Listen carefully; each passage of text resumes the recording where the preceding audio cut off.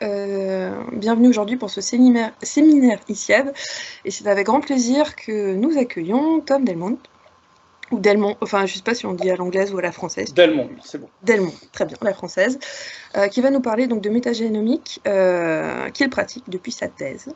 Donc je lui laisse la main et n'hésitez pas voilà, à poser des questions au courant de la présentation, mais il vous le redira.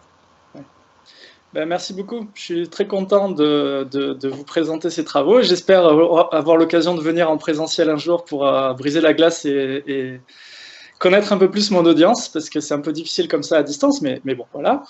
Ce que j'aimerais, et d'autant plus que je suis tout seul avec mes slides, vraiment, s'il vous plaît, posez-moi des questions au fur et à mesure, ce sera beaucoup plus intéressant aussi pour moi, et j'espère pour vous. Donc, je préfère qu'il y ait beaucoup trop de questions et qu'on n'aille pas jusqu'à la fin des slides plutôt que l'inverse. Donc vraiment, voilà. Il y aura des petites parties peut-être un peu trop techniques ou pas claires, ou etc. Et j'espère que vous allez me couper la parole beaucoup. Donc, bon, j'ai fait une thèse en métagénomique du sol. Et ensuite, j'ai fait des postdocs aux États-Unis sur l'océan, plus sur les microbes à la surface des océans. Et ensuite, je suis rentré en France au Génoscope. J'ai intégré le CNRS en tant que chargé de recherche il y a 2 ans. Et donc, je me focalise vraiment sur, si je veux simplifier les choses, la génomique du plancton. Voilà, de manière très générale. Le plancton étant quelque chose d'assez large. Je vais aller sur la slide suivante, juste pour décrire un petit peu ce que c'est. La définition, elle est très simple. Le plancton, c'est tous les organismes qui sont trop petits pour se battre contre le courant des océans. Donc, en fait, ils vont suivre les océans, le courant des océans au fur et à mesure. Et ça inclut beaucoup de virus, pas mal d'archées, beaucoup de bactéries et beaucoup d'eucaryotes. Ils vont former des networks écologiques assez complexes. Donc, il y a plein de thématiques d'écologie pour comprendre le plancton. Il y a plein de thématiques d'évolution pour comprendre le plancton. Donc, quelle est la diversité, etc., etc. Quand ont émergé les grandes lignées. On sait aussi qu'il y a un rôle important pour le climat, puisqu'elles ont produit la moitié de l'oxygène sur Terre, donc c'est équivalent à toutes les plantes, etc. On pense souvent à l'Amazonie, mais en fait, le plancton, c'est très important aussi pour le climat. Et là, je vous ai juste montré une petite collection de diatomées. Donc les diatomées, c'est parce qu'elles sont très jolies et faciles à prendre en image, mais elles sont très diverses, et pourtant, ça reste une toute petite partie de la diversité du plancton. Donc voilà pour le plancton. Et pour comprendre le plancton, on peut faire la microscopie, il y a plein de choses qu'on peut faire qui sont très importantes, mais moi, j'essaie de comprendre leur fonctionnement, et pour ça, il faut avoir accès à leur génome. Parce que quand on a leur génome, on va pouvoir identifier leurs gènes, identifier leurs fonctions, pourquoi pas étudier leur régulation transcriptomique, etc., etc. Pourtant, pour l'instant, on a plein d'images magnifiques pour les eucaryotes du plancton, mais on a très peu de génome. On en a très peu au niveau génomique, on en a un peu plus au niveau transcriptomique, parce qu'en fait, c'est un peu plus facile d'étudier les eucaryotes au niveau transcriptomique. Mais quand même, tout ça, c'est basé sur la culture, et c'est très côtier aussi. Donc en fait, pour l'océan ouvert, distance des côtes, au milieu de l'Atlantique, par exemple, en fait, tous les génomes qu'on a, ou les transcriptomes qu'on a, ça représente une toute petite portion de la diversité et de l'abondance des eucaryotes à la surface des océans. Donc ça, c'est une vraie limitation pour comprendre le plancton. Donc maintenant, j'aime bien cette petite phrase, « Without data, you're just another person with an opinion ». Et donc on est à une phase où en fait c'est très important de générer les données de génomique du plancton pour essayer de comprendre comment il fonctionne. Et c'est là où Tara Océan contribue fortement à mon avis, parce que depuis plus de 10 ans, ils ont échantillonné le plancton à grande échelle. Et pour chaque échantillon, donc chaque petit carré, petite station sur la carte mondiale, ils ont généré beaucoup de données de séquençage, ADN et ARN. Moi, j'utilise beaucoup l'ADN, donc je vais parler surtout de l'ADN, mais ils ont aussi fait de l'ARN. Alors, ils ont fait d'autres choses, de l'imagerie, etc., du barcoding 18S, etc. J'en parle pas parce que je travaille pas dessus, mais voilà. Il y a pas mal de choses qui sont faites sur chacune de ces stations. Moi, je me focalise sur la production de données métagénomiques. Et c'est assez conséquent, et c'est là peut-être où il y a quelque chose de plus par rapport à des projets plus anciens ou des projets compétitifs à l'étranger, c'est le volume de données générées. Aujourd'hui, on a l'équivalent de 10 000 génomes humains qui ont été séquencés pour le plancton. C'est vraiment considérable, c'est l'équivalent de 300 milliards de petites séquences Illumina, pour ceux qui sont habitués au séquençage d'ADN avec la technologie Illumina.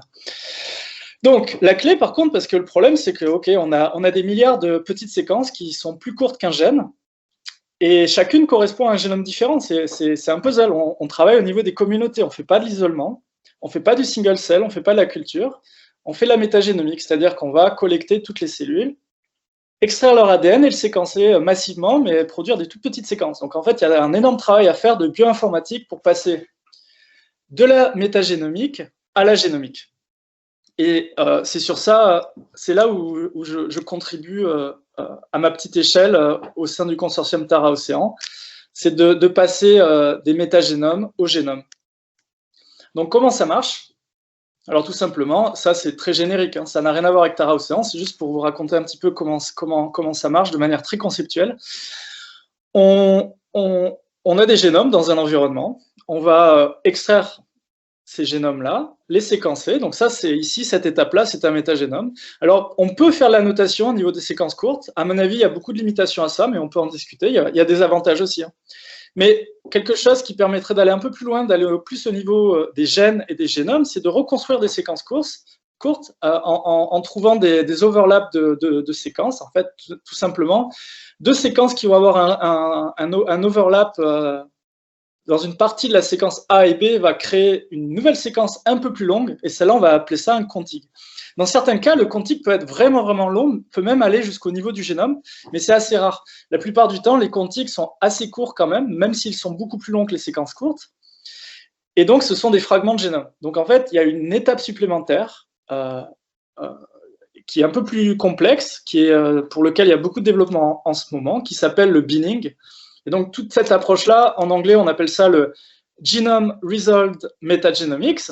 Et en fait, c'est tout simplement l'art de reconstruire des génomes à partir de métagénomes et d'identifier les contigs qui appartiennent au même génome pour les mettre ensemble dans une bin, où en fait, je vais peut-être utiliser le terme aujourd'hui, donc désolé pour les termes un peu techniques, mais on parle de MAG, M-A-G, pour Metagenome Assembled Genome. Donc, des fois, je vais parler de génome ou je vais parler de MAG, mais juste tout simplement, ici, vous avez 4 MAG qui correspondent à 4 génomes dans l'environnement. Alors, je ne sais pas depuis combien de temps je parle, mais je n'ai pas eu une seule question. Est-ce que quelqu'un pourrait se lancer? C'est potentiellement assez clair quand même. C'est assez clair, ça va? Ouais, je pense que... Ok.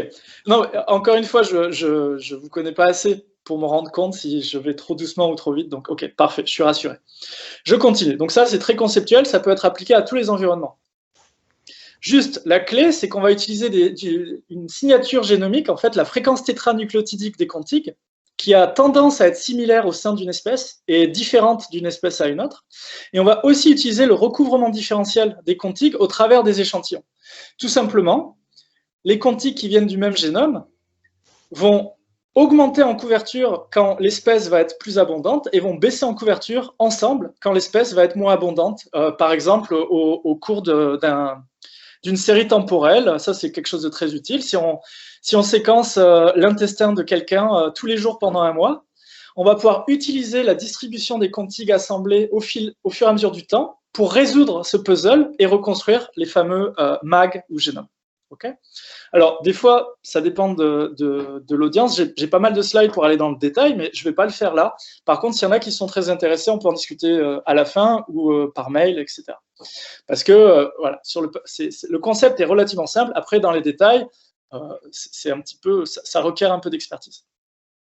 Je veux juste donner du crédit à deux personnes que j'admire beaucoup. La première, c'est Jill Banfield, qui est à l'Université de Californie, et en fait, qui a porté avec son labo la première étude qui a permis de reconstruire un génome à partir d'un métagénome. Ça a été publié en 2004. Et depuis, elle est toujours à porter ses études et vraiment à faire des découvertes importantes en utilisant cette approche, sans passer par la culture, à découvrir des grandes lignées, notamment bactériennes, dans des écosystèmes qui n'ont rien à voir avec les océans, donc on n'a pas de compétition directe. Mais voilà, je voulais juste rappeler un petit contexte là-dessus sur Jill Banfield. Et l'autre personne, c'est Murat Eren, qui se fait appeler Meren, que j'ai rencontré lors de mes postdocs aux États-Unis, avec qui j'ai beaucoup travaillé, et qui est très très bon à coder, mais qui a aussi beaucoup d'intérêt sur la microbiologie, etc. Donc il a vraiment une expertise microbiologique, écologique et d'expertise bioinformatique très poussée. Et il a créé, bon, en partie avec moi, mais c'est vraiment lui qui a porté le coding, etc., une plateforme d'analyse qui s'appelle NVO, qu'on a publié en 2015 et qui est utilisée par pas mal de monde maintenant au niveau mondial, donc c'est chouette. Et surtout, c'est une plateforme que j'utilise tous les jours pour faire toute ma recherche. Donc, c'est quelque chose que j'utilise et qui m'a beaucoup aidé parce qu'en vrai, je ne suis pas vraiment un bioinformaticien. À la base, je suis un microbiologiste et je ne sais pas comment coder, mais je sais comment manipuler des grosses données de séquençage grâce à cette plateforme. Et elle est en libre accès et il y a énormément de matériel en ligne pour comprendre comment l'utiliser, etc. Donc, ceux qui seraient intéressés pour l'utiliser, que ce soit pour du processing de données ou pour la visualisation de données, vous pouvez aussi me poser des questions si vous êtes intéressé. Donc, voilà le petit logo pour NVO, pour Analysis and Visualization of Omics Data. Bon, c'est pas très important, mais voilà. Je voulais juste prendre cet exemple parce que c'est un exemple très très simple pour comprendre ce que c'est concrètement, comment on extrait un génome d'un métagénome pour une question justement qui était très pertinente à l'époque. Est-ce que vous avez entendu parler du Deepwater Horizon Oil Spill, la marée noire du Deepwater Horizon dans le golfe du Mexique? C'était quand? C'était en 2010, je crois. C'est la plus grosse marée noire induite par l'homme de tous les temps. Et en fait, ce qui s'est passé, c'est que BP, la compagnie BP, a essayé d'extraire du pétrole au fond de l'océan. Et en fait, ça n'a pas du tout marché. Ça a fait une explosion et ça a balancé tout le pétrole et le gaz dans le golfe du Mexique. Mais la moitié du pétrole et du gaz est restée piégée en profondeur à 1000 mètres dans une nappe de pétrole. Et il se trouve qu'il y a des bactéries qui peuvent dégrader le pétrole. Donc en fait, le pétrole a été dégradé, mais on ne sait pas exactement par qui. Donc déjà, on a généré des données métagénomiques, un contrôle en dehors de la nappe et 2 métagénomes à l'intérieur de la nappe.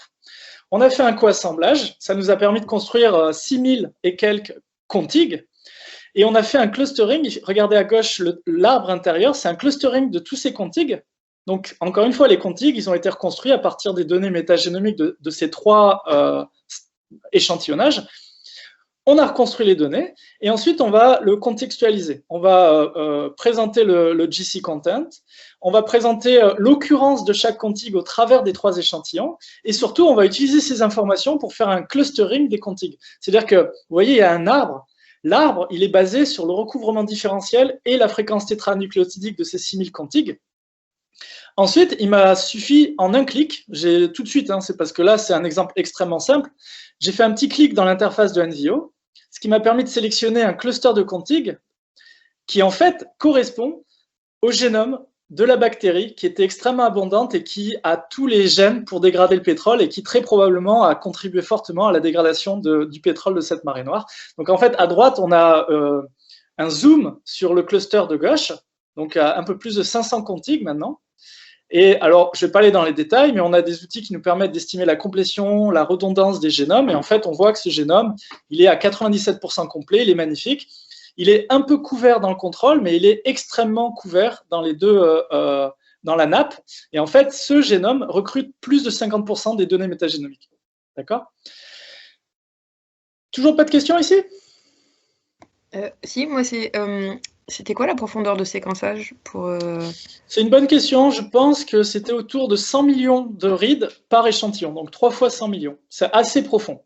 En fait, d'une certaine manière, ils ont séquencé 10 fois trop par rapport à ce qu'il y a, puisque on voit qu'il y a une station où le génome a été séquencé 3500 fois, ce qui est vraiment considérable. C'est assez rare d'être à cet extrême-là. Et c'est parce qu'ils ont beaucoup séquencé et qu'il y avait une espèce prédominante.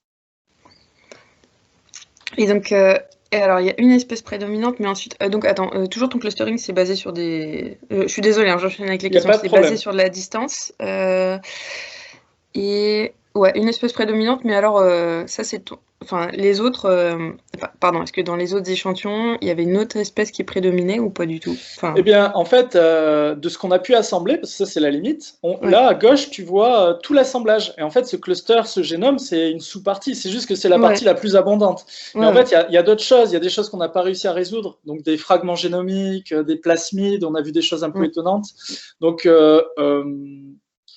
typiquement, quand c'est pas perturbé, il y a tellement de diversité qu'on n'a pas vraiment pu reconstruire tout dans le contrôle. C'est pour ça qu'on voit pas trop ce qui est la normalité. On a plus, on a pu très facilement reconstruire le génome de ce qui avait été enrichi dans la nappe phréatique. Et par contre, dernière question, parce que là, tu dis que c'est enfin, c'est assez influencé justement par GC Content, votre clustering.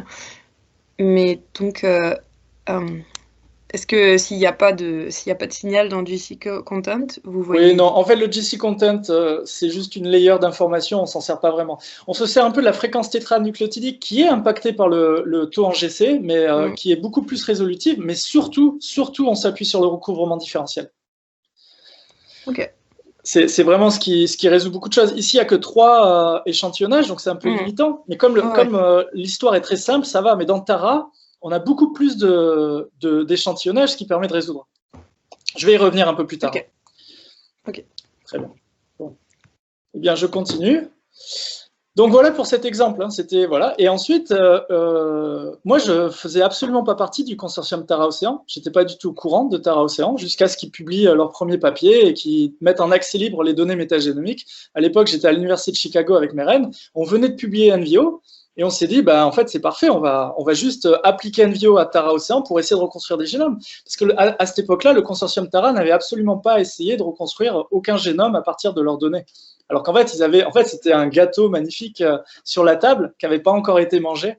Donc, on a un peu sauté dessus. Et en fait, depuis l'été 2015, je dédie 80-90% de mon temps sur les données Tara Océan parce que c'est une ressource assez unique pour ce que moi j'aime faire en recherche. Donc je me suis jeté bras ouverts dans les données Tara de Chicago. Et alors, c'est très général, hein, mais en fait, il n'y avait pas une question. C'est pas qu'il y a une question scientifique, c'est qu'il y en a plein. Et beaucoup vont émerger des données.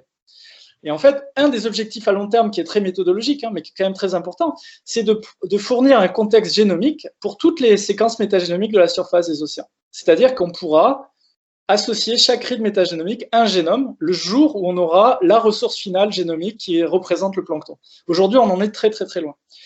Et moi, je suis un écologiste microbien et j'utilise le code de la plateforme NVO pour doucement aller dans cette direction de la génomique du plancton. Avec plusieurs centres d'intérêt, les bactéries, les archées, les virus géants, et c'est un peu plus complexe, mais c'est le centre de ma présentation aujourd'hui, les eucaryotes.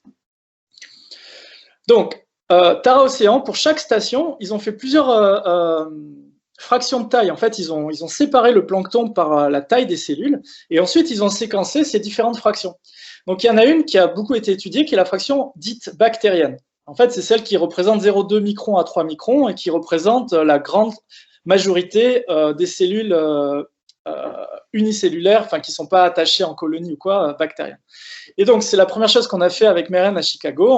On s'est focalisé sur cette fraction de taille qui en fait représente juste 10% des données. Hein. C'est une petite partie, mais ça reste beaucoup. On a fait des co-assemblages par région.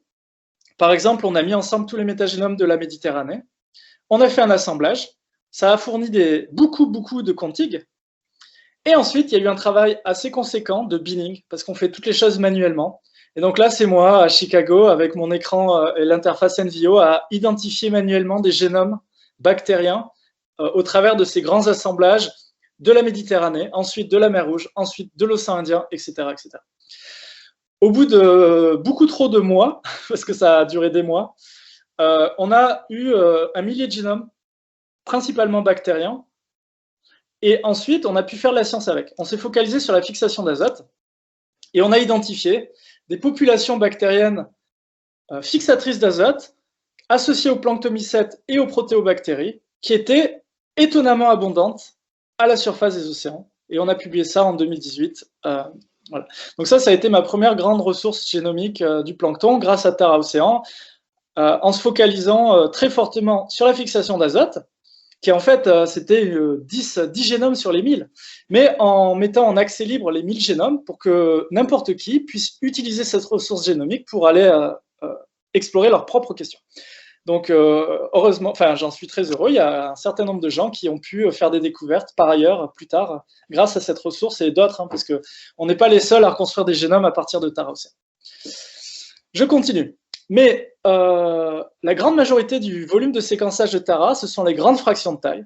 Tara Océan, vraiment, c'est porté à essayer de comprendre le plancton eucaryote. Et donc, ces grandes fractions de taille sont enrichies en eucaryotes, mais il y a aussi des bactéries, des archées, et beaucoup de virus géants qui infectent les eucaryotes, donc il y a toute une histoire là-dessus. Et je suis arrivé au Génoscope il y a 2-3 ans, et depuis, je me suis focalisé sur ces grandes fractions de taille. Encore une fois, la même approche, coassemblage par région, c'est juste que là, il y a beaucoup plus de données, donc tout prend plus de temps, il y a beaucoup plus de séquences, il y a beaucoup plus de contigs, mais ça nous a permis de reconstruire des génomes eucaryotes, certains très complets, d'autres pas du tout complets. C'est vraiment beaucoup plus difficile de faire la génomique environnementale des eucaryotes, mais c'est possible. Et là, on fournit peut-être la première étude à grande échelle qui permet de reconstruire des génomes eucaryotes au travers de la métagénomique. Donc, par exemple, sur la Méditerranée, on a 140 MAG eucaryotes. En Arctique, on en a 126, etc., etc. On les met tous ensemble, on enlève la redondance et on arrive à un chiffre de 700, plus ou moins 700 génomes eucaryotes. Je fais une petite pause pour les questions. Moi, j'en ai une. Je continue.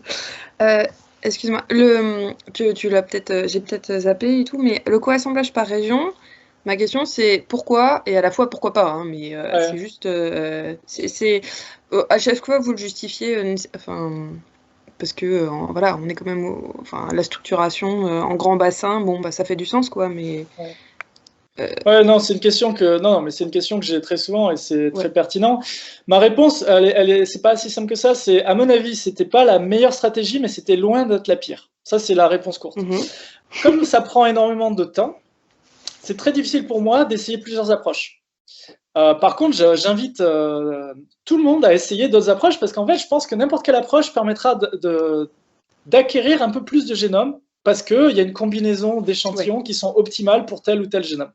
Maintenant, en regardant la distribution des génomes, etc., je vois que c'était pas la pire des idées parce que très souvent, on va avoir des génomes qui sont détectés plusieurs fois dans la Méditerranée, par exemple. Donc, un coassemblage de la Méditerranée va permettre d'augmenter la couverture de ce génome sans augmenter la diversité totale, parce que c'est quelque chose qu'il faut faire attention.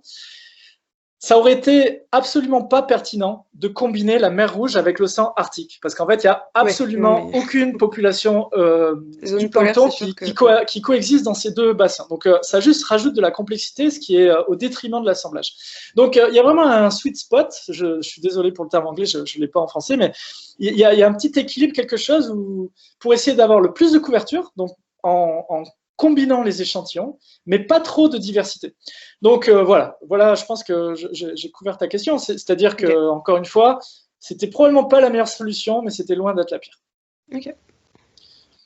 Juste un petit exemple pour vous montrer vraiment ces données Tara et le binning et les MAG, c'est très très propre. Ici, on a un exemple d'un MAG curé eucaryote. En fait, c'est tous les contigs qui sont associés à un MAG, qui sont clusterisés en fonction de leur fréquence tétranucléotidique. On a une layer de taxonomie, en fait, je ne me rappelle plus, mais je crois que c'est un Phragiaropsis, mais je ne suis pas sûr, peut-être que c'est un Chaetoceros, en tout cas, je crois que c'est un diatomée, mais on voit une cohérence forte au niveau taxonomique. Et ensuite, les layers que vous voyez en gris et noir, ce sont les métagénomes Tara. Et quand vous voyez du noir, c'est que le contig est détecté. Quand c'est gris, le contig n'est pas détecté. Et en fait, on voit parfaitement qu'en fonction de l'échantillon, les contigs vont être très bien détectés tous ou aucun ne sera détecté. J'espère que c'est clair. Ici, il y a un exemple. Je vais aller sur la slide suivante où en fait, ce sera exactement les mêmes métagénomes, etc. La seule différence, c'est que c'est un autre MAG. Et vous voyez clairement la différence entre les deux. Ici, c'est un autre MAG qui, tout simplement, est détecté dans d'autres stations Tara. Donc, en fait, sa distribution est différente. Et c'est ce qui m'a permis, entre autres, de résoudre ce puzzle. Voilà. Donc, on a des données qui, je pense, sont vraiment, vraiment propres. Et c'est grâce à la puissance de séquençage du projet Tara et au fait qu'on a plein d'échantillons dans le même bassin océanique qui nous permet de résoudre les choses. Voilà. Donc ça, c'était pour la méthodo et la ressource, etc. Maintenant, je vais parler un petit peu plus de science, de ce qu'on a appris avec cette base de données. Et j'ai 2 histoires à mettre en avant, et c'est avec 2 postdocs, enfin, historiquement 2 postdocs. Je crois que, voilà, j'ai eu ce rappel tout à l'heure. En fait, Damien, il est passé par chez vous, c'est bien ça? Oui, oui. Enfin, Damien, Ok. tu peux parler, mais... Quoi, il est là, Damien? Bah ouais, il est connecté. Ah, eh ben, coucou Damien.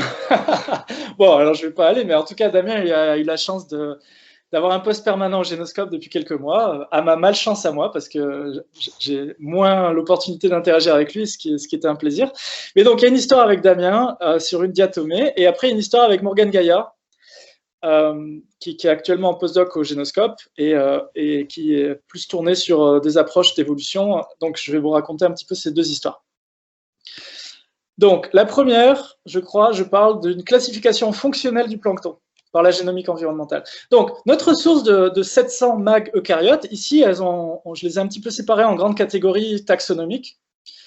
Le plus gros pool qu'on a, en fait, peut-être étonnamment, j'aurais peut-être pas anticipé ça, mais en fait, c'est des copépodes. Donc, c'est même pas des unicellulaires, c'est des organismes pluricellulaires assez complexes, mais pourtant, on a quand même réussi à reconstruire leur génome, alors partiel. Hein. On n'en a aucun qui est complet pour les copépodes. C'est des très gros génomes, 200-300 mégas, peut-être 500 mégas. Mais on en a beaucoup, il y a beaucoup de diversité. Et on a quand même un gros volume de séquençage génomique sur les copépodes. Ensuite, on a les straménopiles. Alors ça, c'est très intéressant pour beaucoup de gens. On a les diatomées, les mastes. Les mastes, c'est un groupe pour lequel il n'y a pas de culture, qui est très intéressant. Donc, on a toute une série de génomes pour cela. On a les aptophytes. On a les algues vertes, donc Archaeplastida, donc les mammillales, Bathycoccus, Ostreococcus, Micromonas, tous les grands acteurs algues vertes à la surface de l'océan, ceux-là, on les reconstruit très très bien. Donc je pense que la moyenne, on ne doit pas être loin de 90% de complétion sur leur génome. En fait, on les reconstruit très bien, ils sont assez petits, faciles à reconstruire, très abondants. Puis, je continue. On a d'autres groupes, les alvéolata, les rhizaria, etc. Maintenant, quand on compare ça avec une ressource qui est assez reconnue à l'international, qui s'appelle MMETSP, qui est en fait une collection d'isolats pour lesquels on a fait des transcriptomes. Alors, on a un nouveau nom en Génoscope parce qu'on a retravaillé dessus, on a inclus plus de transcriptomes, mais en fait, cet outil s'appelle MetDB et c'est porté au Génoscope par Éric Pelletier. Quand on compare les 700 mag à je crois, 500 transcriptomes de référence, en fait, il n'y a que 24 mag qui correspondent à un transcriptome, en fait, qui ont déjà été isolés par la culture. Donc en fait, l'overlap est très petit. Et c'est pas étonnant à mon avis, hein, c'est parce qu'il y a énormément de diversité, que les biais sont pas les mêmes, etc. Donc c'est une grosse contribution par rapport à la culture. Maintenant, et ça, Morgane Gaillard a passé beaucoup de temps dessus, et je pense que c'est un travail assez fantastique qu'il a fait, c'est que on a utilisé un marqueur qui n'est pas trop utilisé parce qu'il est un peu complexe, c'est l'ARN polymérase, la DNA Dependent ARN polymérase, parce que c'est un marqueur qui est super en termes d'évolution, qui m'ont fait découvrir, lui et Patrick Forter, quand j'ai fait un court séjour à Pasteur. C'est un gène très long, très utile, mais qui a 3 types chez les eucaryotes. Donc en fait, il fallait résoudre ça. Il fallait d'abord, pour chaque génome, extraire les 3 types de l'ARN polymérase. Bon, déjà, il y a 2 sous-parties A et B, mais du coup, il y a 6 gènes à travailler. Et Morgane a fait ça pour les 700 génomes eucaryotes, pour les 500 génomes transcriptomes de référence de MetDB. Et ça nous a permis de mettre en lumière, en termes d'évolution, ce que la ressource permet de fournir en comparaison de la culture. Donc en fait, ici, c'est un arbre phylogénétique basé sur l'ARN polymérase. La première layer colorée, c'est les groupes taxonomiques. La seconde, ce sont les marqueurs de photosynthèse qui permettent d'identifier les lignées du phytoplancton, donc capables de faire la photosynthèse comparé à ceux qui ne sont pas photosynthétiques. Et ensuite, la dernière layer, ça permet d'identifier ce qui correspond à Tara, donc les mags de Tara, en rouge clair, enfin rouge foncé, et en gris clair, les transcrits de référence de la culture. Donc, vous voyez ma souris? Ouais. Ok, super. Donc, par exemple, un contre-exemple. Ici, c'est les dinoflagellés. Ici, ce cluster sont les dinoflagellés au sein des alvéolata. Et en fait, ici, on n'a aucun mag. Et en fait, il se trouve que les dinoflagellés ont des génomes très très gros, c'est connu, etc. Et en fait, c'est une limitation de Tara Océan et de la métagénomique et de ce que j'ai fait. C'est-à-dire que, à mon avis, on n'avait pas assez de profondeur de séquençage pour reconstruire les dinoflagellés, alors que ça représente 20-25% du volume génomique à la surface des océans. Donc, c'est une grosse limitation.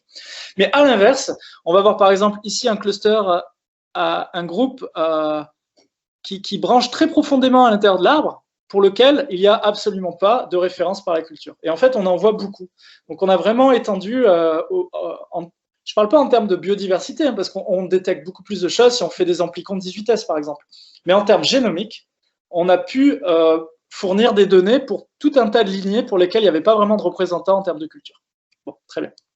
Est-ce qu'il y a une question là-dessus? Parce que peut-être c'est ce qui touche un peu plus avec les thématiques de l'équipe et des gens qui m'écoutent. Tu peux peut-être rappeler, excuse-moi, donc c'est basé sur un seul marqueur en fait, ça? Parce que quand tu dis branche profonde, c'est quel marqueur phylogénétique? Alors c'est l'ARN polymérase. Ok, voilà. C'est en termes d'alignement, j'imagine, c'est pas... Ah non, c'est très bien parce que je crois qu'on utilise une concaténation des 3 gènes. Les 3 gènes, ils font, c'est 2 kilobases chacun. Donc c'est quand même très... En fait, c'est plus que si on fait les protéines ribosomales qui sont très courtes, même s'il y en a plus en nombre, il y en a moins en termes de longueur. En fait, c'est équivalent. D'ailleurs, Damien pourrait peut-être rebondir parce que Damien a aussi fait l'arbre en termes en utilisant les gènes marqueurs BUSCO, qui sont un peu plus utilisés dans la littérature. D'ailleurs, peut-être qu'il y a un petit peu plus d'alignement, je me corrige, mais en fait, on avait des résultats très similaires en termes de nouveautés, etc. Mais on a décidé de se focaliser sur l'ARN polymérase, mais on a aussi fait les gènes BUSCO. D'accord? Et ça représente des lignées, alors attends, qui sont photosynthétiques ou non, j'arrive pas à voir. Justement. Alors, pardon, la deuxième layer, là, oui, c'est justement... En vert clair, vert bizarre, vert bleu. Ça, c'est ce qui est identifié comme photosynthétique. Mais justement, ces nouvelles lignées qui branchent profond, elles ont l'air photosynthétiques, là? Non, alors celle que je montrais en exemple, elle n'est pas, par exemple. La rouge, ouais. Ça, c'est les mastes, si je me rappelle bien. Ah non, c'est le Sister Cryptophyta. C'est un groupe, on ne sait pas ce que c'est, en fait. C'est assez nouveau. Après, on va aussi avoir pas mal de choses chez les algues vertes, donc photosynthétiques. On a tout le grosse lignée des copépodes, donc non photosynthétiques. Et puis ici, par exemple, tu vois un assez conséquent qui serait non photosynthétique aussi, pour lesquels on a surtout des mags. Donc, je pense quand même qu'on fournit pas mal de choses qui est non photosynthétique, puisqu'il y a le fait est que beaucoup de gens font de la culture ciblée sur la photosynthèse pour le plancton eucaryote. Ouais, parce qu'on arrive mieux à les... Déjà, c'est plus facile, et puis c'est assez fascinant, c'est important pour le cycle du carbone, etc. Donc, je comprends, mais voilà.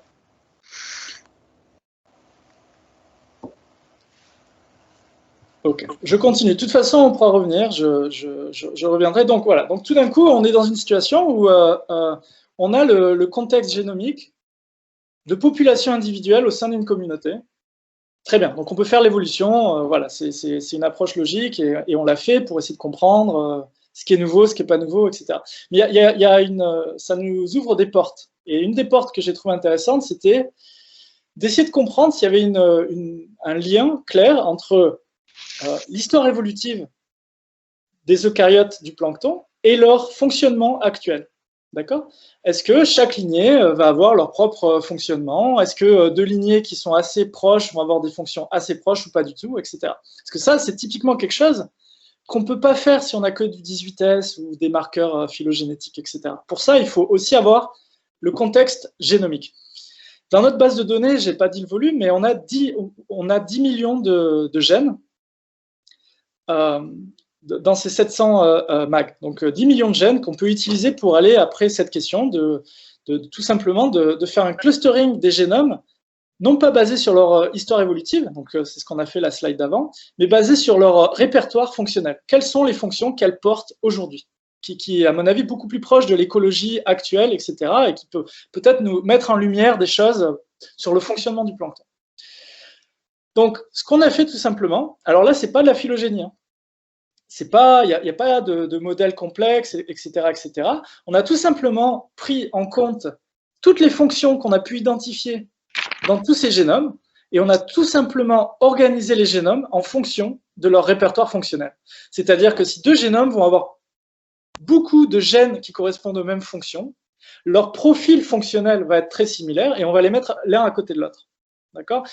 Il y a plein de limites, hein, parce qu'on ne prend pas en compte la transcriptomique, je ne prends pas en compte si les gènes sont utilisés, non utilisés, etc. etc., etc. Mais c'est quelque chose qui permet de mettre ensemble les génomes qui ont des fonctions similaires. Parce que, bon, j'espère que c'est relativement clair. Et là, on a mis le même code couleur, donc tout simplement, la première layer, c'est les grands groupes taxonomiques. Alors, on a exclu les multicellulaires parce que ça crée plein de problèmes, donc il n'y a plus les copépodes, enfin, en fait, c'est le cluster qui est compacté en bas à droite. Et là, on observe 4 grands groupes qu'on a nommés ABCD. D'accord ? Le groupe A, lui, il est assez cohérent, c'est les aptophytes. Donc, en fait, ici, on a un groupe fonctionnel qui a une forte cohérence évolutive. C'est-à-dire que ici, on a un groupe taxonomique, un groupe fonctionnel. D'accord ? À l'inverse, si on prend le groupe D, on va avoir 3 groupes taxonomiques très distants en termes d'évolution, qui vont avoir des fonctions similaires. Donc, tout simplement, on va avoir des génomes d'opistoconte, pas très éloignés de génomes de straménopile, pas très éloignés de génomes de cryptista, pardon. Maintenant, c'est cryptista le nom officiel. Un autre groupe que j'aime beaucoup, c'est le groupe C. Et là, on va avoir 2 sister clades. Un, les algues vertes, donc Micromonas, Ostrococcus, etc. Donc ça, c'est les Archeplastida en violet. Et à côté, les diatomées. Donc un sous-groupe de straménopile, mais là, ce sont que les diatomées, qui vont avoir une stratégie fonctionnelle, il semble, très éloignée des straménopiles qui sont dans le groupe D. Mais en fait, si on va dans le groupe B, en bas à gauche, on va voir aussi beaucoup de straménopiles. Donc en fait, on voit par exemple une forte diversification fonctionnelle des straménopiles. Donc un groupe évolutif qui s'est diversifié en différentes stratégies fonctionnelles. Excuse-moi Tom, c'est basé que sur du nucléaire ? Ou est-ce que dans vos métagénomes, justement, vous avez aussi les plastes et les mitochondries qui vont ressortir ? Ah oui, très bonne question. Ils ont été exclus parce qu'en fait, ils ne sont pas recouverts par le binning. Il se trouve qu'en 2021, je vais travailler à essayer de reconstruire les chloroplastes et de reconstruire des mags de chloroplastes. Mais pour l'instant, ils n'ont pas été inclus. À mon avis, vu la taille génomique par rapport à la taille des mitochondries chloroplastes, ça n'aurait pas impacté grand-chose. Mais cela dit, c'est une bonne question et non, ils ne sont pas inclus.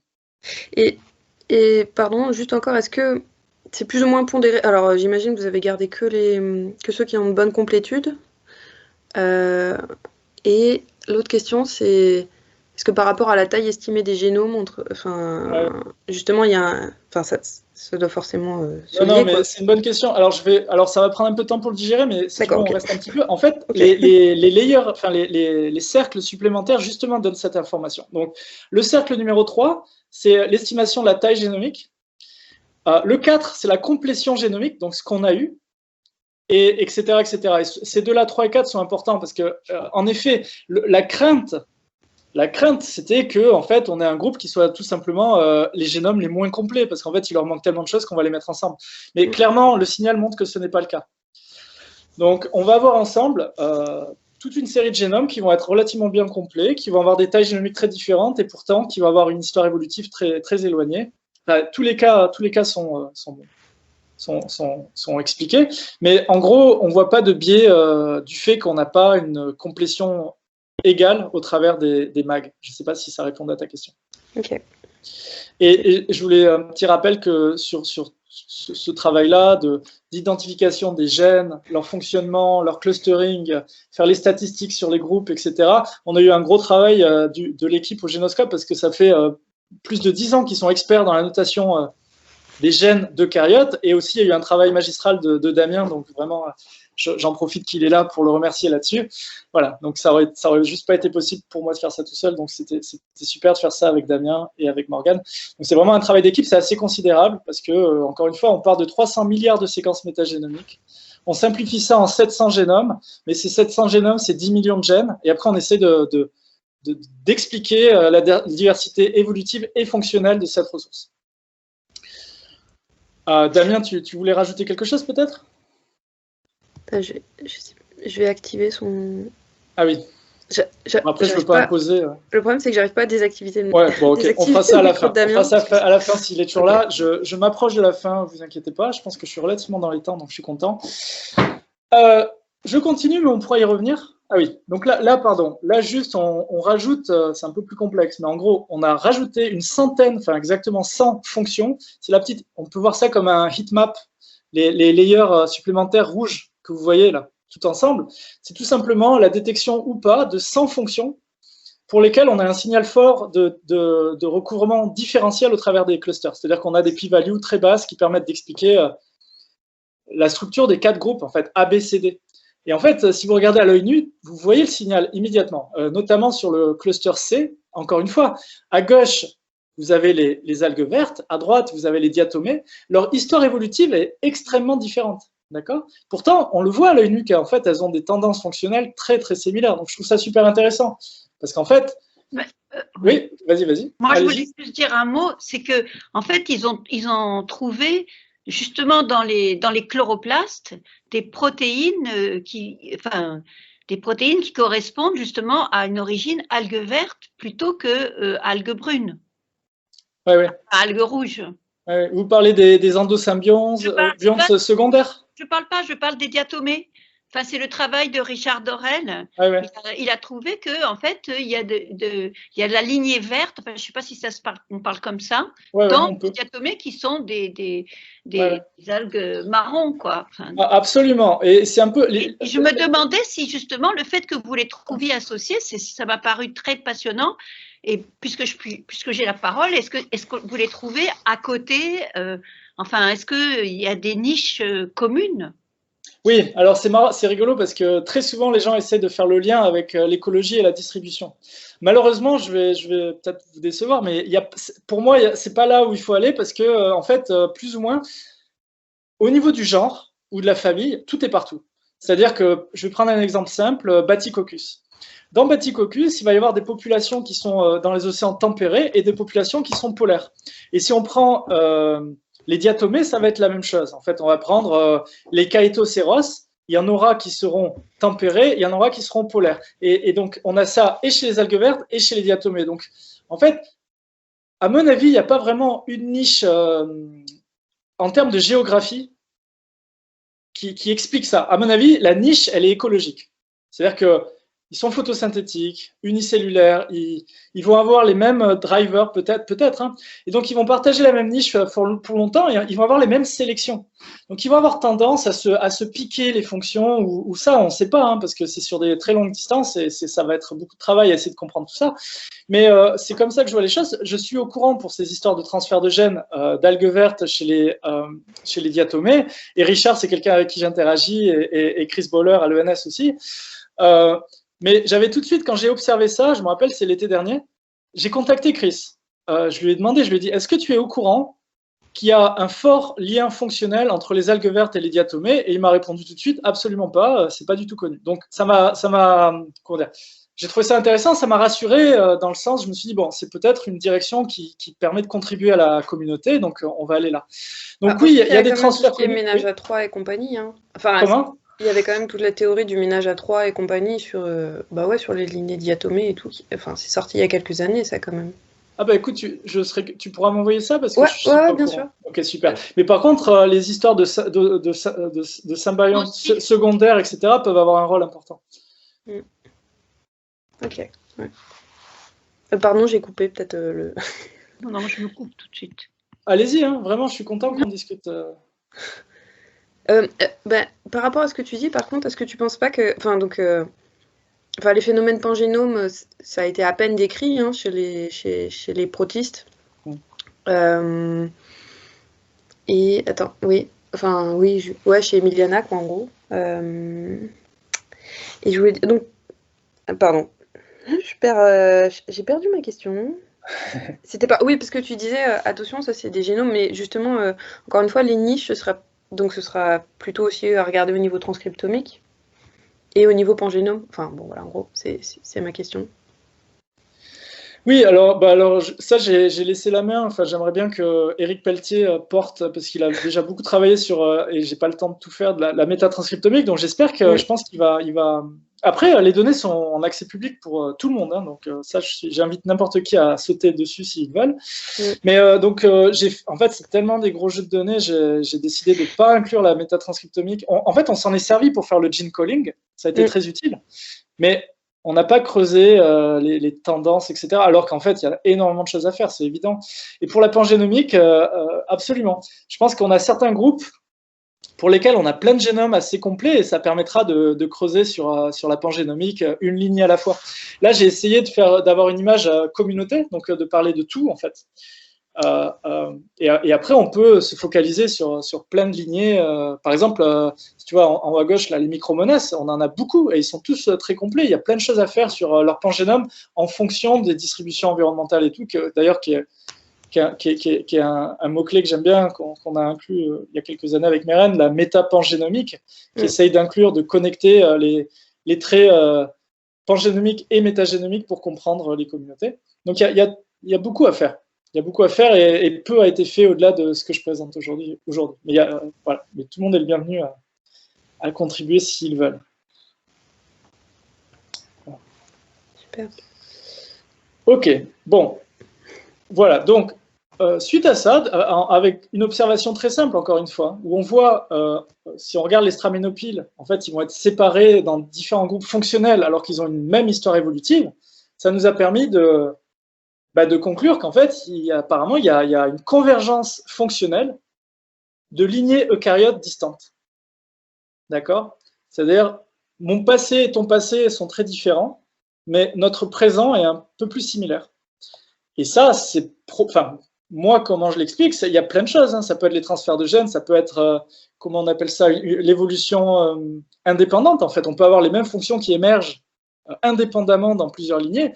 Mais en fait, je pense vraiment que c'est une histoire de sélection pour être optimale dans une niche. Et on a plusieurs lignées qui ont un passé très différent, qui ont des niches similaires et qui, au final, alors pas complètement, mais vont avoir tendance à avoir les mêmes fonctions.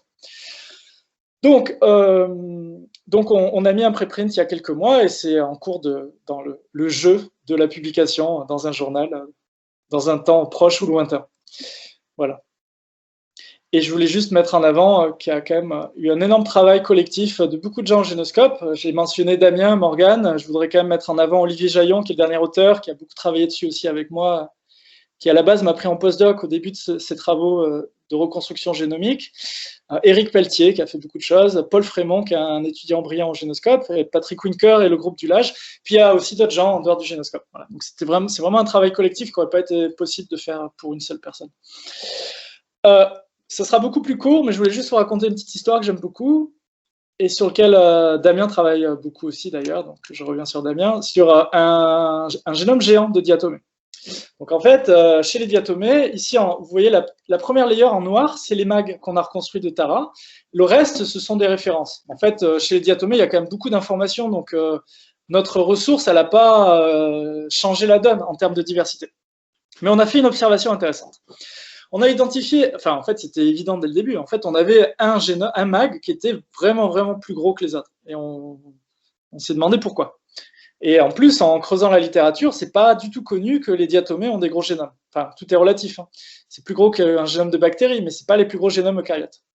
Donc, Damien a fait un arbre phylogénétique des diatomées pour essayer de comprendre qui était la référence la plus proche de notre génome qu'on a appelé la big diatom, hein, la grande diatomée, en termes de taille, en tout cas génomique. Et donc, en fait, c'est un sister à Odontella. Et en fait, on a aussi de l'imagerie de Tara Océan, ce qui est assez sympa pour les eucaryotes. Et en fait, en imagerie, en croisant ça avec la littérature et la phylogénie qu'on a fait, c'est devenu clair qu'on avait très probablement un génome qui correspond à l'espèce Odontella wasteflogi. En fait, je ne sais même pas comment la prononcer pour vous dire. J'en ai pas beaucoup parlé à l'oral, mais on a beaucoup travaillé dessus à l'écrit. Donc en fait, c'est une espèce qui potentiellement est déjà connue en culture, etc., mais pour laquelle le génome n'avait jamais été séquencé. Bon, très bien. Donc on a creusé sur ce mag. En fait, ce mag, il fait 1,3 giga. 1,3 giga. Encore une fois, je vous rappelle qu'on part de séquences qui font 100 nucléotides en taille. Vous vous rendez compte? On est passé de 100 nucléotides à 1,3 giga en longueur génomique, ce qui est assez incroyable. Et bon, une petite fierté, mais ça c'est très méthodo et très égo et c'est pas très important, mais c'est la première fois que quelqu'un reconstruit un MAG, donc un génome à partir de la métagénomique, qui fait plus d'1 giga, et de loin, parce que je pense qu'avant, le record, ça devait être 50 mégas ou 100 mégas, enfin voilà. Donc on est loin. On pense que sa complétion est proche, et pas mal, 76%. Ce génome est recruté 40% des séquences métagénomiques dans l'océan austral où on l'a découvert, donc en fait, ça correspond à une espèce qui était très abondante au temps d'échantillonnage, et qui donc porte un génome très très très gros pour une diatomée. Bon. Et en fait, on a travaillé aussi avec Fabien Lombard, Magali Lescaut, sur ce sujet-là. Et on s'est très vite rendu compte qu'en fait, c'était tout simplement une histoire de séquences répétées, et notamment parce qu'en fait, que 6% du génome correspond est codant, et en fait, on a identifié très vite des milliers de rétrotransposons. En fait, c'est tout simplement une histoire de rétrotransposons dans ce génome particulier de diatomée. Alors, les rétrotransposons LTR, c'est ceux-là qu'on a le plus dans ce génome. Très très brièvement, c'est important pour comprendre la suite. C'est structuré en deux régions long terminal repeat, les LTR qui sont à l'extrémité du transposon, et puis à l'intérieur, en vert ici, vous avez la transposase, enfin voilà, toute une série de gènes. D'accord? Mais ce qui est important, c'est qu'à l'extrémité, il y a cette séquence LTR qui est identique. Elle est identique au moment où le transposon est intégré. D'accord, ça c'est très important parce qu'en fait, et ça, moi j'ai découvert ça récemment et je trouve ça super. On peut utiliser les alignements de ces LTR pour faire comment on le dit en français? Bon, pour suivre le temps à partir duquel il y a eu cette intégration génomique. Parce que tout simplement, c'est pas un gène, c'est tout simplement une séquence. Donc il va y avoir le drift. La séquence va évoluer aléatoirement, mais de manière continue, avec un taux continu au fur et à mesure des divisions cellulaires. Et le plus ces deux LTR vont être distants l'un de l'autre, le plus ancien sera l'événement de duplication du transposon. Pardon, je me mélange un peu, j'essaie d'expliquer simplement et je n'ai pas du tout réussi. Est-ce que quelqu'un peut me dire que c'est clair ou pas du tout? Ah oui, en fait, les gens peuvent pas. En fait, les gens peuvent pas me poser de questions, c'est ça ou... Attends, je peux désactiver tous les micros si tu veux, mais... Non, mais c'est pas. Bon, écoute, je vais continuer. Je pense que, ouais, en tout cas, justement. Au tout début, ces deux LTR sont identiques. Et si on attend 10 millions d'années, elles seront très différentes.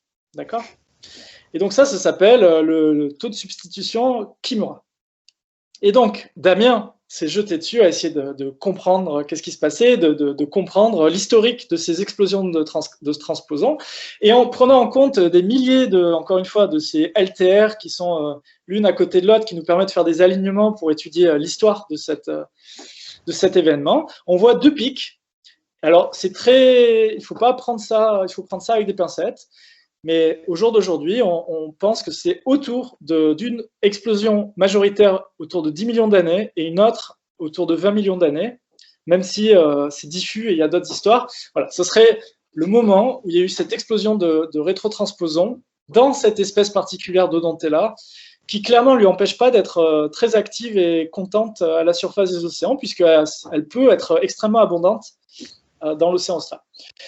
Juste, j'ai deux slides finales, après c'est fini, sur le même jeu de données, mais présenté un peu différemment. En se focalisant sur ces LTR, en fait, Damien a identifié des centaines de familles de LTR, parce qu'en fait, c'est très complexe. Hein. On a très vite vu que c'est pas un transposon, un rétrotransposon qui est rentré dans ce génome et qui est devenu 10 000 rétrotransposons. En fait, c'est toute une série de rétrotransposons différents qui ont explosé dans ce génome, on ne sait pas pourquoi. Et on peut suivre l'histoire évolutive de chacune de ces espèces de rétrotransposons. Alors, ici, chaque layer, c'est un temps, c'est la substitution de Kimura, c'est la distance entre les LTR, et chaque petite ligne, il y en a 800, chaque petite ligne, de l'intérieur à l'extérieur du cercle, ce sera une famille de LTR. Donc, encore une fois, on en a à peu près 800. Et ce qu'on voit, c'est qu'elles n'ont pas toutes la même histoire. Et là, c'est clusterisé en fonction de ce signal.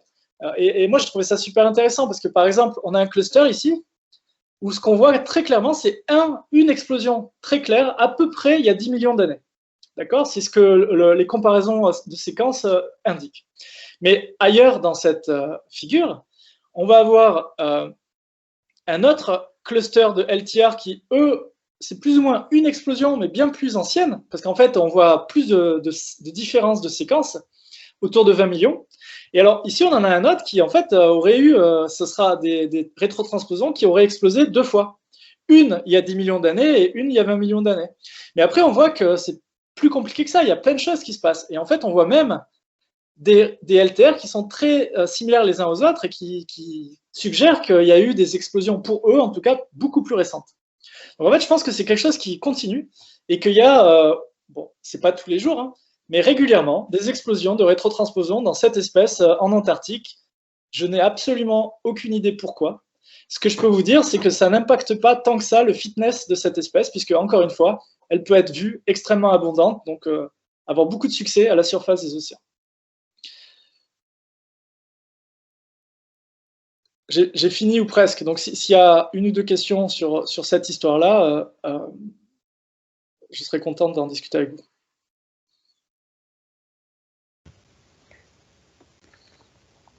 Ou peut-être que j'ai perdu tout le monde. Et juste, donc vous n'avez pas encore regardé les... Ah bon, pardon. Non, vas-y, Martine. Non, mais pas excuse-moi. Ah non, pas de souci. En fait, c'était juste, y a pas vous avez regardé les événements géologiques. Oui. 10 et 20 000. Enfin, bon, il doit y avoir 10 000 hypothèses. Non, mais voilà, non, mais en effet, en fait, c'est ce que. Non, mais très bien. C'est les questions qui reviennent à chaque fois. C'est pas simple, j'ai l'impression. Alors, on peut toujours dire oui, mais il y a eu le grand événement où le courant circumpolar current s'est séparé, etc. Pourquoi pas? Bon, je pense que c'est un peu compliqué. Et puis surtout, moi, ce que je vois là avec cette perspective, c'est que il y en a plein des explosions. Donc, ça restera très hypothétique. Il n'y a pas une explication claire. Quelque chose il y a 20 millions d'années, mais j'ai pas assez creusé. Je sais que des gens du consortium m'avaient envoyé des papiers à lire. Il faudrait que je creuse. Alors, cette histoire, on est encore à l'étape d'analyse. On n'a pas encore écrit de manuscrit. Donc, je pense qu'au moment de la discussion, c'est là où je vais me mettre à me pencher un peu plus sur la littérature. Mais oui, ça serait super. Mais après, ça restera une conjoncture. Ça restera une corrélation de temps. C'est juste pour savoir comment vous allez le vendre. J'ai une question pour savoir vous avez fait des analyses sur la taille de l'élément. Oui, alors c'est là où c'est délicat, c'est qu'ils sont très, très dégradés. Parce qu'ils sont tellement anciens, ils sont très dégradés. Par exemple, la rétrotransposase qu'on utilise pour faire la phylogénie, on peut travailler que, je crois, sur genre 5% des gènes identifiés, parce qu'il y en a plein. Le gène doit faire 1 kilobase, et il y en a plein, ils sont à 50-100 nucléotides. Donc, c'est très dégradé. Aussi, le génome est... Alors, une autre chose, le génome est très fragmenté. On n'est pas du tout au niveau des chromosomes, mais pas du tout. Je crois que la taille moyenne des quantiques, c'est 3-4 kilobases, pardon. Oui. Alors, j'en ai pas parlé jusque-là, mais je vais le dire. Comme il y avait une culture, en fait, c'était incroyable, parce qu'on a un génome, mais par la métagénomique. L'imagerie, la phylogénie, tout nous laisse penser que, en fait, c'est cette fameuse Odontella westphalgi. Donc, avec Damien, on a regardé un peu la littérature et on s'est rendu compte qu'il y avait une culture en cours en Allemagne. On les a contactés, on leur a demandé s'ils étaient OK de nous envoyer de l'ADN, chose qu'ils ont fait. Et on a fait un gros effort de séquençage et bingo, la culture est très très proche du MAG et son génome, il fait 2,7 gigas. Et d'ailleurs, ils le savent toujours pas, mais ils n'ont aucune idée de ça, parce que, encore une fois, les diatomées ne sont pas du tout censés avoir cette taille-là, pas du tout. Donc en fait, là, on va tout confirmer par la culture. J'en parle parce que ça revient sur la question. Les rétrotransposons seront de meilleure qualité de la culture, on a des quantiques plus longs, etc. Donc en fait, j'espère qu'on va y voir plus clair. Alors c'est pareil, j'oublie plein de choses, hein, mais Damien peut-être aurait voulu dire, on a essayé de travailler un peu avec du nanopore, enfin il y a plein d'efforts qui peuvent être faits pour améliorer, mais aujourd'hui on a des données assez fragmentées. Voilà. Merci. De rien. Oui, c'est passionnant. Ah ben, je suis content que... Oui. Alors ça, encore une fois, je sais qu'il y a... Alors, je vais parler un peu philosophique, là. Il y a souvent des conflits entre les gens qui pensent que la science, ça doit être que basé sur des hypothèses, et puis des gens qui disent mais non, mais c'est les données qui nous donnent les hypothèses.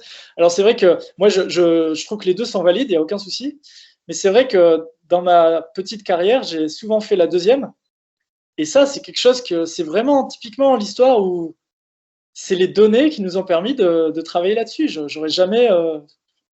Voilà, c'est vraiment... Je ne sais pas si vous voyez ce que je veux dire, mais il y a une valeur aussi à créer des ressources ou y aller, et ensuite voir ce qu'on peut apprendre, et ensuite ça va aiguiller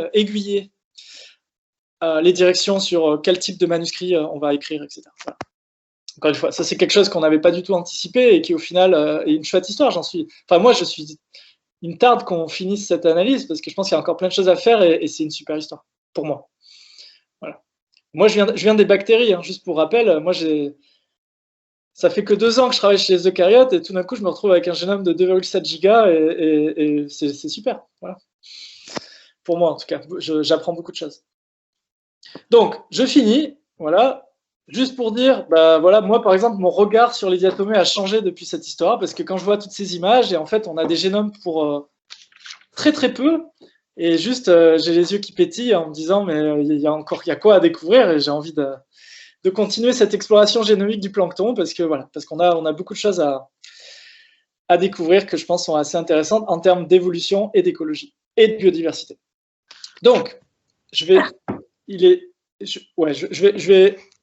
survoler ça, mais juste pour que vous sachiez, dans ces grandes fractions de taille, on n'a pas trouvé que des eucaryotes. Il y avait aussi tout un tas de génomes bactériens archés et aussi toute une série de virus géants sur lesquels travaille Morgan Gaia, et c'est une autre histoire assez passionnante sur une énorme diversité de virus géants qui infectent les eucaryotes et qu'on peut reconstruire au niveau génomique, et ensuite qui nous permet, encore une fois, d'étudier leur phylogénie, leur fonctionnement, le transfert de gènes, pourquoi pas, entre les eucaryotes et les virus géants, etc. Donc il y a vraiment plein de choses super à faire avec ces données-là.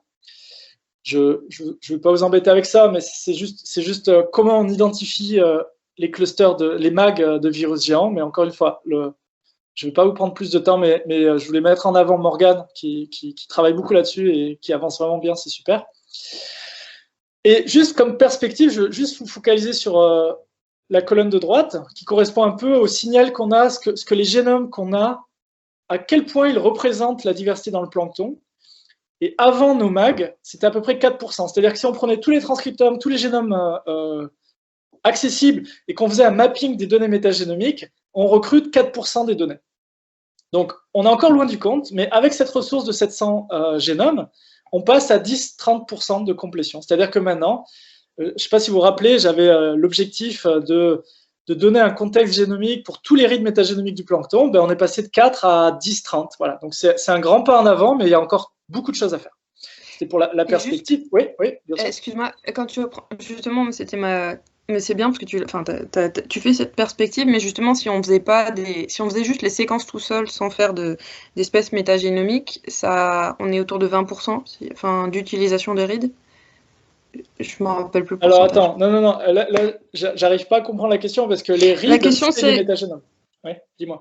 Ma question, c'est en fait pour ce qu'on se rende compte à quel point en fait on n'utilise pas l'intégralité des données qui sont générées quand on fait un séquençage métagénomique. Et donc moi, ce que je comprends de ce que tu viens d'expliquer, c'est que avec ta méthode, en fait, avec les MAGs, ou les SMAGs, vous utilisez 10 à 30% en tout cas des... Enfin, tu peux remapper, voilà. Ça va correspondre à 10 ou 30% des rythmes de l'environnement. Ouais. Et donc, si on ne faisait pas ces espèces métagénomiques, mais si on faisait juste de l'assemblage sans... de l'assemblage. Ouais, de l'assemblage classique, quoi. Enfin, bon, bref. Je pense qu'on serait à 50%. Mais c'est une fourchette. Hein. Mais en effet, alors très bien, j'en profite pour donner les grandes limites. La première limite, c'est l'effort de séquençage. Parce qu'en fait, le séquençage, même si on séquence beaucoup avec Tara, par exemple, on séquence qu'une toute petite partie du volume d'ADN qu'on a extrait. Ça, c'est une énorme limitation. Ensuite, il y a la limitation de l'assemblage. Et là, je pense qu'on assemble à peu près la moitié des rides. Et ensuite, on va pouvoir transformer cet assemblage en génome que pour une sous-partie de l'assemblage. Donc ouais, à chaque fois, on perd un petit peu. C'est pour ça qu'on arrive, mais c'est pour ça que moi, je suis assez content de ce chiffre de 10-30%, parce que c'est une vraie avancée. Mais encore une fois, et je suis aussi content de l'autre aspect, c'est-à-dire que les 70 à 90% restants, ben, c'est plein de découvertes. On parlait tout à l'heure de motiver la jeune génération, etc. Il y a énormément de choses à faire. Mais dans ce cas-là, il faudrait repartir à chaque fois. Enfin, désolée, j'enchaîne, mais c'est... Vas-y. Comme tous les assemblages d'espèces métagénomiques sont quand même dépendantes, voilà, parce que tu as découpé en paquets d'échantillons par région et tout, ça veut dire qu'à chaque fois qu'on...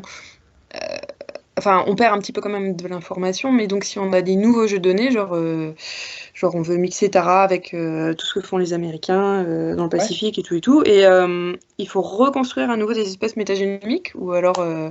on peut garder le proxy, de prendre les quantiques, de ce que vous avez... Enfin bon, voilà. Non, je vois ce que tu veux dire. Bon, alors, par exemple, une fois qu'on a des génomes, on a des génomes. Moi, j'aime bien ça parce que, par exemple, maintenant, il y a une nouvelle expédition en cours d'analyse qui s'appelle Tara Pacifique, où ils sont focalisés sur les îles du Pacifique. Moi, je peux très facilement mapper les 700 génomes sur les nouvelles données métagénomiques de Tara pour avoir leur distribution. Ça, c'est très facile. Par contre, je sais, ta question va bien plus loin que ça. Comment on fait pour aller plus loin? Comment on fait pour avoir des nouveaux génomes? Ben oui, il faut repartir de zéro, parce que moi je pense qu'en tout cas, des assemblages qui ont été faits là, on a pris le meilleur. On a réussi à prendre le meilleur de ça. Mais ça, c'est pas tout. Et si on voit historiquement, par exemple, la différence de séquençage entre Global Ocean Survey et Tara Océan, c'est plusieurs ordres de magnitude. Donc, il faut juste être un petit peu patient. Là, on a les technologies de nanopores qui sont en train d'exploser. On a plein de choses qui sont en train d'avancer qui vont permettre de débloquer la situation. Donc, pour moi, je ne vais pas passer beaucoup de temps à reanalyser encore ces données-là. Je pense qu'il faut vraiment d'autres données. Ça peut être du nanopore sur les mêmes échantillons. Ça peut être des nouveaux échantillonnages. Voilà, ça peut être des incubations. Moi, j'avais fait ça sur le sol. En fait, on fait des incubations qui permettent de changer la proportion des espèces et après, on séquence. Comme ça nous permet d'avoir accès au génome d'espèces qui, au temps zéro, étaient très peu abondants, mais au temps d'extraction d'ADN étaient plus abondants. Il y a beaucoup de choses à faire.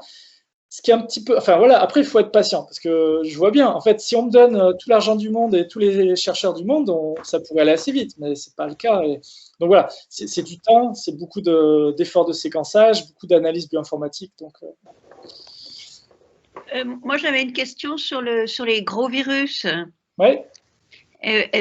Puisque vous avez assemblé aussi des génomes, est-ce que vous pouvez faire des hypothèses sur les hôtes des virus? Bah oui, et ça c'est ce que je pense que je vais. Ça c'est quelque chose avec Morgane Gaillat, on va aller travailler là-dessus dans les 2 années à venir. C'est super. Bah, en fait, il y a plusieurs aspects, mais c'est pareil. On travaille avec le groupe de Hiro. C'est quoi son nom? Ah oui, bien sûr. Voilà, au Japon, j'ai eu la chance d'aller lui rendre visite il y a 1 an. On s'entend très très bien. Et donc lui, il travaille aussi sur des aspects de corrélation qui permettent de. Oui. Mais ça, c'est un peu délicat parce que c'est pas parce qu'ils corrèlent qu'ils sont l'un accès à l'autre. On travaille aussi avec Pasteur, avec des équipes qui travaillent sur des méthodes de séquençage qui associent justement quand un virus est à l'intérieur d'une cellule, on peut physiquement connecter le virus et la cellule, Meta3C. Oui, le groupe de Kosoul. Voilà, c'est Romain, c'est Martial. Oui, donc, en fait, moi, j'ai entendu un séminaire de… Martial Martial.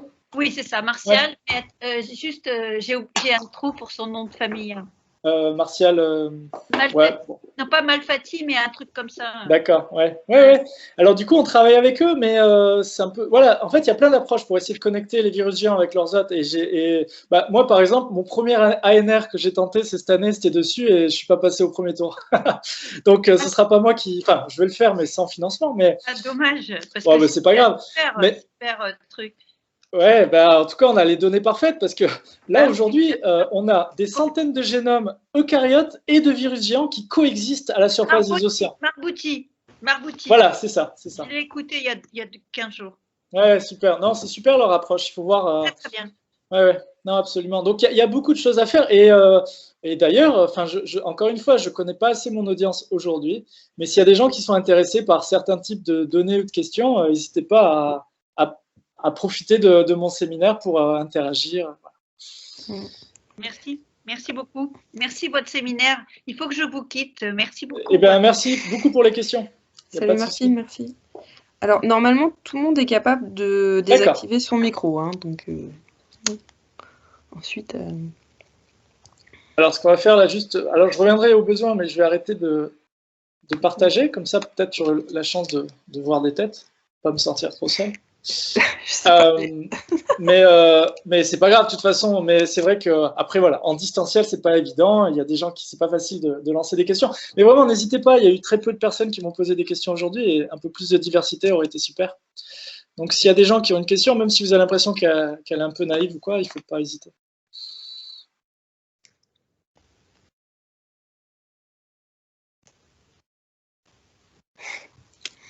Bon, il y a c'est pas grave du tout. La timidité aujourd'hui. Ah, Papla, peut-être. Si tu as une question en plus. Ah, pourquoi ton micro il est coupé? Oui, j'avais enlevé ma vidéo en fait depuis le début. Ah ouais, attends, je regarde si Pavla. Ça va là? Ouais, c'est bon. Ah. Pour revenir sur cette. C'est pas peut-être vraiment une question, c'est juste une problématique que je trouve de mes propres données aussi. Pour revenir sur la profondeur de séquençage. Ouais. Et le differential coverage que tu utilises pour le binning. Même dans les Tara, si je me souviens bien, il y a quand même quelques étudiants ils ont tous été séquencés sur la même profondeur, mais ça ne sort pas le même nombre de reads. Bon, ok. Alors, je vais répondre en 2 points. D'abord, sur le point du volume de séquençage par échantillon, il n'est pas exactement le même, mais il est assez cohérent. C'est autour de 300 millions de séquences par échantillon. Alors, il y en aura qui seront à 100, il y en aura qui seront à 600, mais il n'y a pas beaucoup plus de variations. Maintenant, en fait, ce qui se passe, et là, c'est peut-être pas forcément intuitif, mais même s'il y a des différences de séquençage entre échantillons, ce n'est pas très grave. Parce qu'en fait, on travaille sur le recouvrement des différentiels des contigs au travers des échantillons. Si dans l'échantillon A, on a beaucoup de séquençage, dans l'échantillon B, on a moins de séquençage, tous les contigs vont baisser en couverture. Ils vont tous baisser en fonction de l'effort de séquençage. Donc en fait, on n'a pas besoin de normaliser le nombre de reads pour faire le recouvrement différentiel, c'est pas très grave. Le problème, c'est qu'on n'a même pas de signal. Le problème, c'est si on n'a pas assez séquencé et qu'on n'a rien sur rien. Mais en fait, comme on travaille sur l'assemblage, en fait, l'assemblage vient des données et on fait le mapping avec les mêmes données. Donc en fait, j'ai toujours du signal sur mes contigs. Forcément. Okay. C'est du fait du workflow, c'est du fait de la stratégie. Par contre, quand je vais travailler sur un nouveau jeu d'échantillons et faire mon mapping de mes génomes, par exemple, eh ben, oui, il y en a plein qui ne vont absolument pas être détectés. Et ça, c'est comme ça. Et c'est vrai qu'il faut faire toujours attention en métagénomique sur ce sujet du profondeur de séquençage. Si ce n'est pas détecté, ça ne veut absolument pas dire que ce n'est pas là. C'est juste que ça n'a pas été détecté. Par contre, quand c'est détecté, ben, on sait que c'est là. Voilà. C'est simple, mais c'est vrai qu'il faut garder ça en tête. Voilà. Et si je peux me permettre, juste, c'est quoi ta réponse quand quelqu'un te dit « Ouais, mais alors, ce que vous faites, c'est juste regarder la diversité et chercher les nouvelles espèces. C'est où le lien avec l'environnemental et est-ce qu'on va prochainement pouvoir faire un vrai lien avec, je sais pas, le stock du carbone ou des trucs comme ça ?» Parce que moi, j'ai eu ça même pendant ma thèse à la fin. Eh ben... Bon, déjà, je vais répondre juste à dire il faut qu'on reste tous humbles. Et ce n'est pas Tara Océan qui va résoudre toutes les questions sur le plancton, parce que le plancton, c'est extrêmement divers, il y a plein de choses à faire. En effet, on peut se focaliser sur les cycles, carbone, azote. Ben, par exemple, voilà, il se trouve que moi, j'ai pas mal travaillé sur les fixatrices d'azote, et je vois bien qu'on avance beaucoup quand même grâce à Tara. Le carbone, ben, c'est pareil, on peut identifier ceux qui sont photosynthétiques, etc. Mais maintenant, il faut se spécialiser dedans, ce n'est pas mon cas, et c'est beaucoup de temps et d'efforts. Le lien avec le climat, c'est pareil. Il y a Paul Frémont, Olivier Jaillon, Génoscope et d'autres qui vont utiliser des modèles climatiques pour essayer de comprendre comment le plancton va réagir au changement climatique. Bon, ça peut rester très... on ne sait pas au final si dans 100 ans ce sera vrai ce qu'on anticipe aujourd'hui, mais en tout cas, ils essayent. Et comme il y a les données environnementales de Tara Océan, on peut facilement faire le lien entre la distribution des génomes et les données environnementales. Alors bien sûr, très souvent, on voit un effet température, et je suis complètement d'accord. Je sais que beaucoup de gens critiquent. En fait, j'avais eu cette blague de Antonio Fernandez Guerra, qui est quelqu'un que j'aime beaucoup, qui est à Copenhague. Il avait dit, en fait, Tara Océan, c'est le thermomètre le plus cher de l'histoire. Et oui, si c'est juste pour dire que la température a un effet, je suis complètement d'accord. On le savait avant, on peut faire d'autres choses qui coûtent moins cher, mais en tout cas, là où moi je suis très confortable, c'est que comme moi je fais de la génomique, je suis obligé d'avoir beaucoup de profondeur de séquençage pour pouvoir faire de la génomique. Et donc en fait, moi c'est très simple. Moi je peux dire très facilement, je n'aurais pas pu faire ce que j'ai fait s'il n'y avait pas eu Tara Océan. Donc ça, c'est très simple. Mais ensuite, est-ce que mes petites observations sont d'utilité publique ou pas? Ça devient subjectif et c'est à chacun de décider. Mais je pense quand même qu'il y a beaucoup de découvertes faites au travers de Tara.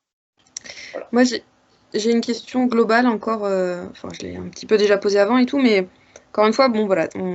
Tara a l'avantage qu'il y a une bonne profondeur de séquençage et tout. Mais maintenant, si on veut faire des méta-analyses, avec pas que Tara, c'est-à-dire plus loin que ce que tu as dit avant, c'est-à-dire toi tu as dit on a Tara Océan et puis ok on va comparer Tara Pacifique, mais bon les protocoles sont quasiment, sont adaptés, tu vois, quand même il y a quand même beaucoup de ressemblances, mais je pense je sais pas, OSD ou vraiment si on veut tout croiser, vraiment plus de jeux de données, est-ce que c'est vraiment impossible avec ce type de méthode parce que avoir des échantillonnages qui sont très poussés versus peu poussés, ça n'a aucun sens de les comparer. Ça, c'est mon premier point. Je veux dire, est-ce que c'est vraiment limité du point de vue, on pourra croiser des données génomiques très hétérogènes ou pas? Encore une fois, genre le sol, puis croiser les écosystèmes, pas que l'écosystème océan, même s'il y en a plein de écosystèmes. Et si c'est la première question, voilà. Et puis ensuite, est-ce qu'on pourrait imaginer, est-ce qu'il y a des discussions pour faire des mags en ligne et avec les gens qui viennent apporter leur jeu de données, ou est-ce que ça, ce sera pas possible toujours dans 10 ans parce que... Okay. Alors, ok, très bien. J'espère que j'ai pas déjà oublié la première question, mais sur croiser les échantillonnages, etc., pour faire quelque chose de plus compréhensif, etc., je pense que c'est complètement possible, mais ça dépend de pourquoi. Parce que, par exemple, moi, ce que j'adore, encore une fois, je reviens sur la génomique, une fois qu'on a un génome, on a un génome. Ça correspond à une espèce. Et après, je m'en fiche si ça a été fait par le single cell genomics, par la métagénomique, ou par la culture, ou par la transcriptomique. Une fois que j'ai mon pool de gènes, je peux faire plein de choses avec. Évolution, fonctionnement et distribution. Donc, mes 700 mags, on peut les mapper sur OSD. Mais OSD, c'est tellement peu séquencé qu'en fait, ça devient très problématique. En fait, c'est la vraie limite pour moi. S'il y a d'autres... D'ailleurs, il y a quelques échantillonnages faits par les collègues américains où ils ont fait autant de séquençage que Tara. C'est juste qu'il y a beaucoup moins d'échantillons. Mais alors, ceux-là, ils sont parfaits parce qu'on peut s'en servir pour reconstruire des génomes. On peut aussi utiliser nos génomes de Tara pour aller voir leur distribution dans leurs échantillons et vice-versa. On peut reconstruire des génomes avec leurs données et regarder leur distribution dans Tara. Donc, pour moi, tout est connecté, mais au niveau génomique. C'est-à-dire que si demain, quelqu'un a 1000 cultures et qui fait un énorme... D'ailleurs, il y a des choses qui se passent. Je sais qu'il y a un projet avec le GGI où ils vont séquencer 100 génomes de diatomées. Super. Une fois qu'on a ces 100 génomes de diatomées, on va les mapper sur Tara pour avoir leur distribution. Par contre, faire une analyse, pour finir, une analyse globale qui inclut tous les métagénomes, c'est très problématique parce qu'en fait, ils n'ont pas fait les mêmes fractionnements de taille. Et en fait, c'est surtout ça. Même dans Tara, ils ont changé. Et justement, c'est ça ma question aussi, c'est comment on gère en... tu peux pas. Déjà, dans Tara, ils ont des gros problèmes parce que... Oui, gérer les fractions de taille, c'est le plus compliqué. Tara Arctique est un peu différent de Tara Océan et surtout Tara Pacifique est différent de Tara Océan. Donc en fait, ils sont en train de se dire, en fait, on ne peut pas vraiment comparer directement.